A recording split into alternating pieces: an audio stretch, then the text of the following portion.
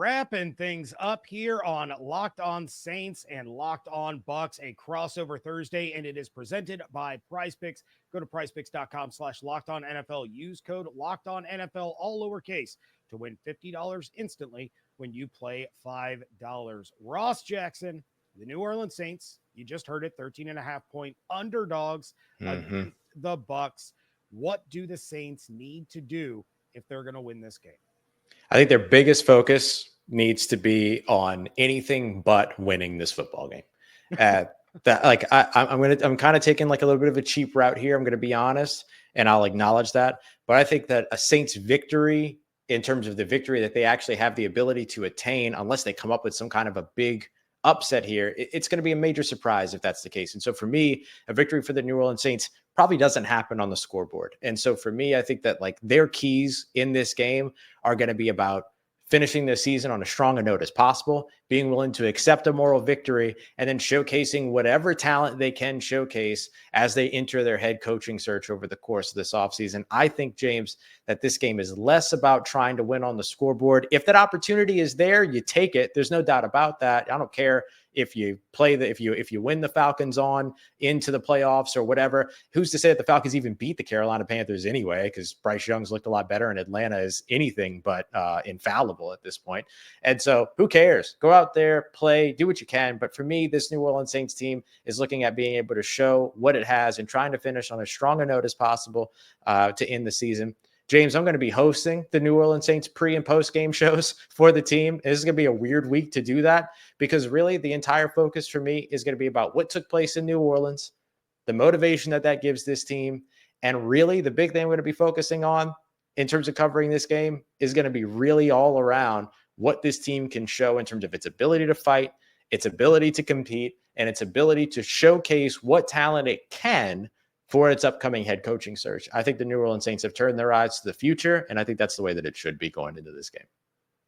Yeah, and you kind of just mentioned it. This could be a New Orleans Saints team that's auditioning for a potential head coach that's on the other side of the field. You know, Liam Cohen's going to get an up close and personal look at this New Orleans squad, and, you know, it could pique his interest. You do want to ball out for that guy and hope that maybe he likes what he sees and he wants to make the jump to New Orleans. Tampa Bucks fans are not hoping for that, but it is absolutely a possibility.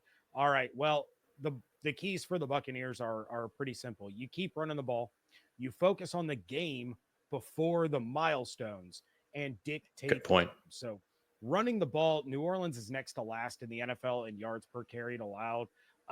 They were giving up 4.9 yards per attempt over the last 3 games. Slight improvement, allowing 4.3, but Bucky Irving is getting 5.5 a carry, while the Bucks as a team are getting 5.2. And over the last 3 games, the Bucks as a team are getting 5.5 a carry. So Bucky is far and away the best rookie running back this season. He's only gotten better as the season has continued. Keep feeding him the ball, and good things are going to happen. The first person that gets to him isn't going to be the one that tackles him, and it leads to explosive play after explosive play, and that's why he has been just so much fun to watch this season.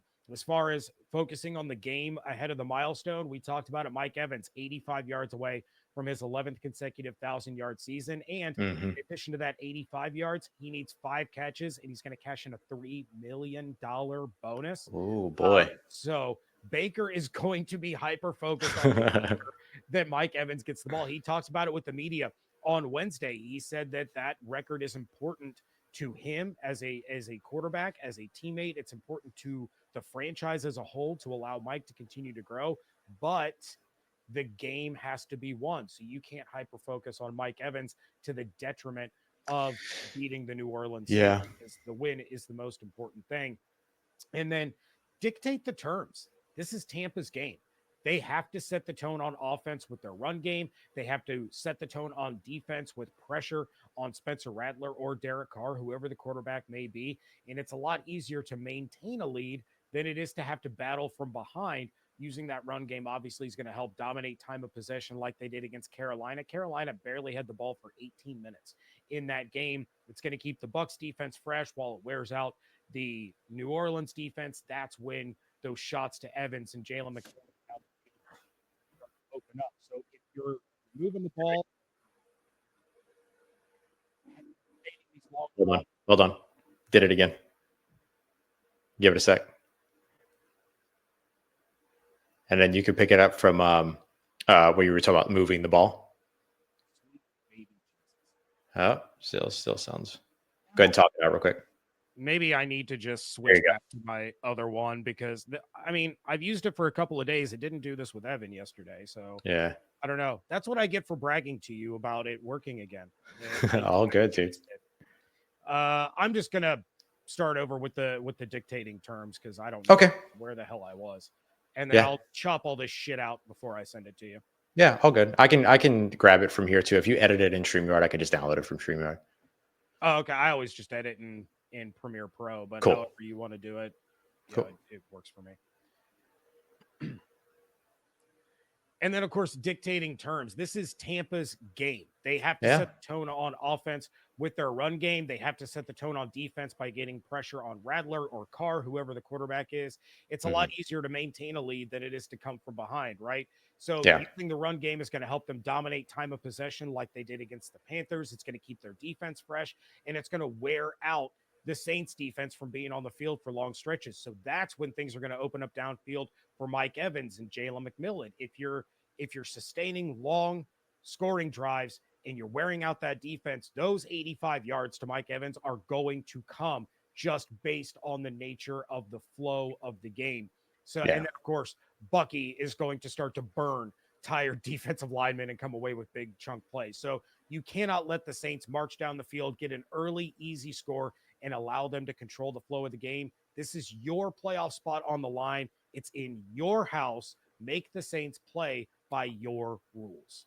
Yeah, I think you're absolutely right with that, and that's the way to control this game. Look, I hate to talk negative about the Saints right now, considering everything that's kind of surrounding them and stuff like that. But like this is just the reality of where they are right now, right? They're an injured, they're a beat up team, and they've had trouble being competitive here in the past.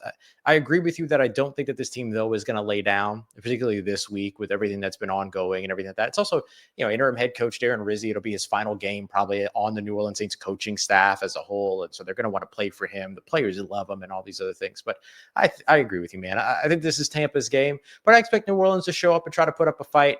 I think that they'll try to, maybe raise the spirits of Falcons fans as best as they can, just to come up a little short at the end to kind of rub it in and everything like that. Like there's ways to kind of make this one interesting. I expect the Saints to cover the 13.5-point spread, but it's also because I don't expect Tampa to try to blow the doors off in this game. I expect them to get a comfortable lead and then run it out and do what they have to do. And if the Saints kind of close it up to make it interesting at the end, then great. That's exciting. That's fun. But I think this game is too far out of reach for New Orleans. And I think that's the way that we'll see it. But I expect them to compete. I expect it to be fun. I expect the division rivalry to be a division rivalry. Ray J games are always weird between both of these teams, so I don't expect anything less in this one. And I think the Saints are just going to do everything they can to finish strong. But I just think that with what the Bucks bring firepower-wise over the offensive side, the Saints won't have what it takes to kind of keep up. And if they do, awesome. It'll be a lot of fun to watch.